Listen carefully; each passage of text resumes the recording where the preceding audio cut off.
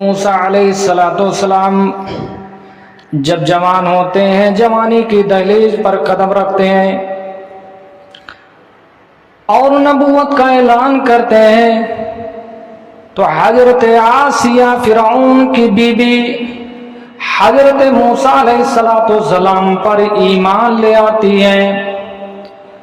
وہی آسیہ ہیں جنہوں نے حضرت موسیٰ علیہ السلام کو اپنے گود میں پالا، لیکن جب یہی موسیٰ علیہ السلام بڑے ہوتے ہیں، جوان ہوتے ہیں اور اللہ رب العالمین ان کو نبوت سے سرفراز کرتا ہے، اللہ رب العالمین ان کو نبوت سے نوازتا ہے، تو حضرت آسیہ فرعون کی بیوی ملک مصر وہ ایمان لے آتی ہیں، اللہ رب العالمین کی توحید کا اقرار کر لیتی ہیں۔ جب فرعون کو پتہ چلتا ہے تو فرعون حضرت آسیہ کو مخاطب ہو کے کہتا ہے، اے آسیہ ابھی وقت ہے، پلٹ جاؤ، لیکن حضرت آسیہ ان کی بات پر دھیان نہیں دیتی ہے۔ حضرت آسیہ اس کے بات کو کوئی ویلیو نہیں دیتی ہے۔ یہ فرعون جو اپنے آپ کو انا ربکم الاعلی کہلواتا تھا، لیکن فرعون پر ایمان نہ لاتی ہے۔ فرعون حضرت آسیہ کو سمجھاتا رہا، بار بار سمجھاتا رہا، لیکن حضرت آسیہ کا اس کی باتوں پر کوئی اثر نہ ہوا، تو فرعون نے اپنے کارندوں کو حکم دیا، اہلکاروں کو حکم دیا کہ آسیہ کو لکڑی کے تختے پر لٹایا جائے اور اس کے پیروں میں ہاتھوں میں کیلے ٹھوک دیا جائے۔ حضرت آسیہ کے ساتھ اس کے کارندوں نے، اس کے سپاہیوں نے ایسا ہی کیا۔ صرف یہی نہیں بلکہ حضرت آسیہ کے ہاتھوں اور پیروں میں کیلے ٹھوک کر کے فرعون نے تپتی ہوئی ریتیلی دھوپ میں پھینکوا دیا۔ حضرت آسیہ رضی اللہ تعالیٰ عنہ اس تپتی ہوئی دھوپ میں جل رہی ہیں۔ جب اس کے کارندے وہاں سے ہٹتے تو اللہ رب العالمین کے فرشتے اپنے پروں کو بچھا دیتے، اپنے پروں سے سایہ کر دیتے تھے۔ یہ آسیہ رضی اللہ تعالی عنہ کا مقام تھا کہ پروں کو ان کے اوپر پھیلا دیتے تھے، سائبان کی طرح ان کے اوپر رہتے تھے۔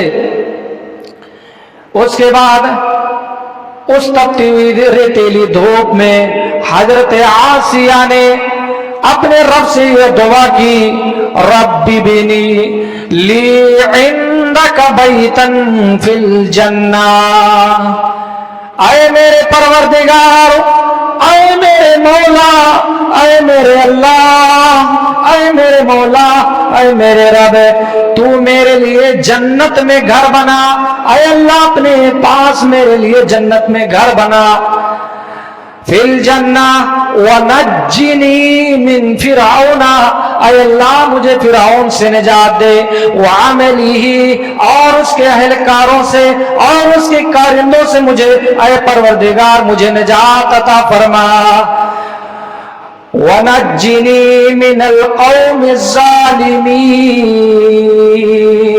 اے اللہ مجھے اس کے ظالم قوم سے بھی نجات عطا فرما، اے میرے پروردگار ان ظالم لوگوں سے میری نجات عطا فرما، مجھے چھٹکارا عطا فرما۔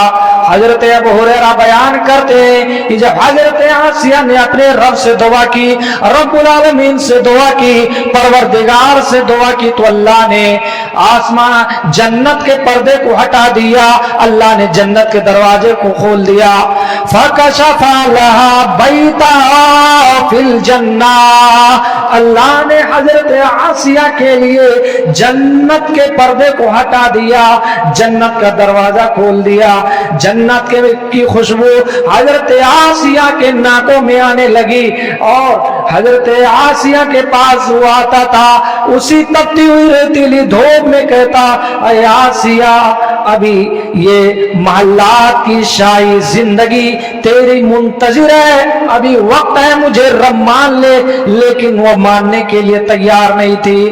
یہ تھی خاتون، جب آسیہ نے دعا کی تو العالمین نے ان کی دعا قبول فرمائی اور حضرت آسیہ اسی حالت میں انتقال کر جاتی ہیں. حضرت آسیہ کا روح اسی حالت میں پرواز ہو جاتا ہے. حضرت آسیہ اس حالت میں انتقال کر جاتی ہیں. اللہ رب العالمین کو پیاری ہو جاتی ہیں اور ان کی روح جسم سے نکل جاتی ہے. یہ حضرت آسیہ کا مقام تھا. یہ حضرت آسیہ کا مقام تھا. جب اس نے کیلیں ٹھوکی اللہ تعالیٰ نے اس کا فرعون کا تذکرہ کرتے ہوئے اللہ رب العالمین نے فرعون کے تعلق سے فرمایا وَفِرْعَوْنَ ذِي الْأَوْتَادِ. اللہ نے فرعون کے بارے میں فرمایا کہ وہ میکو والوں کا کیا تم نہیں جانتے کہ میکو والوں کا کیا حشر ہوا؟ میکو والوں کا کیلے والے کا کیا حشر ہوا؟ کیا تم نہیں جانتے؟ یعنی فرعون کا حشر یہی ہوا کہ اللہ رب العالمین نے قیامت تک کے لیے فرعون کو ساری دنیا کے انسانوں کے لیے عبرت بنا دیا. اور فرعون کی بیوی حضرت آسیہ کا ذکر کرتے ہوئے رب العالمین نے پوری کائنات کے انسانوں کے لیے ایک مثال قائم کر دی. پوری دنیا کی مومن عورتوں کے لیے رب العالمین نے مثال بیان کر دی. جیسا کہ اللہ رب العالمین نے فرمایا وَضَرَبَ اللَّهُ مَثَلًا لِّلَّذِينَ آمَنُوا امْرَأَتَ فِرْعَوْنَ.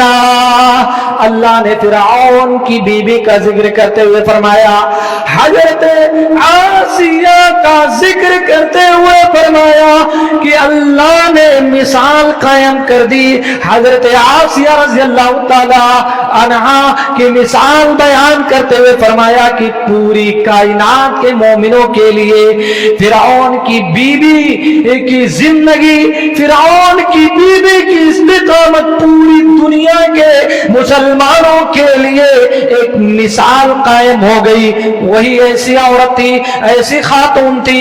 ہماری ماں اور بہنوں کو بھی ایسا ہونا چاہیے کہ اگر دین کا معاملہ ہے تو ان کو بھی صبر کرنا چاہیے جیسا کہ حضرت آسیہ نے جو ہے صبر کیا. حضرت آسیہ نے جیسا صبر کیا اور دین پر آخری دم تک ڈٹی رہی, ایسا ہی ہماری ماں اور بہنوں کو بھی صبر کرنا چاہیے اور دین پر ڈٹنا چاہیے. انہوں نے اپنی جان کو تو نچھاور کر دیا, اپنے جان کو اللہ کے سپرد کر دیا, لیکن انہوں نے اپنے ایمان کا سودا نہیں کیا. جیسا کہ آج ہمارے بھائی حضرات, ہمارے مسلمانوں میں بعض حضرات ایسے بھی ہیں جو اپنے ایمان کو چند پیسے اور چند روپے کی خاطر بیچ ڈالتے ہیں. ایک گلاس چائے پر اپنے ایمان کو بیچ دیتے ہیں. آج ہمارا ایمان, آج مسلمان اتنے سستے ہو گئے ہیں کہ آج ایک چائے پر بک رہے ہیں اور چند روپے کی خاطر بک رہے ہیں. حضرت آسیہ نے اپنے جان کو گنوا دیا. یہ جنتی خاتون تھی کہ اللہ تعالیٰ نے اس کے لیے جنت میں دنیا میں اس کا نظارہ دکھایا. جنت کا نظارہ اللہ نے حضرت آسیہ کو دنیا ہی میں دکھا دیا اور جنت کے محلات کو اس کے لیے دنیا ہی میں دکھا دیا. یہ آسیہ تم دیکھ لو اور فرعون کو پوری کائنات کے لیے قیامت تک کے لیے عبرت بنا دیا. اور فرعون کو ایک تابوت کی فرعون کو عبرت ایسا بنایا رب العالمین نے کہ قیامت تک کے لیے اس کو ایسا عبرتناک بنایا جس نے اپنے آپ کو انا ربکم الاعلی کہلوایا تھا, اپنے آپ کو انا ربکم الاعلی کہلواتا تھا. اس کو ایسا عبرتناک واقعہ بنایا کہ پوری کائنات کے لیے وہ مثال قائم ہو گیا کہ اس کو زمین نے نہ قبول کیا اور نہ کسی سمندر نے اس کو لینے سے قبول کیا.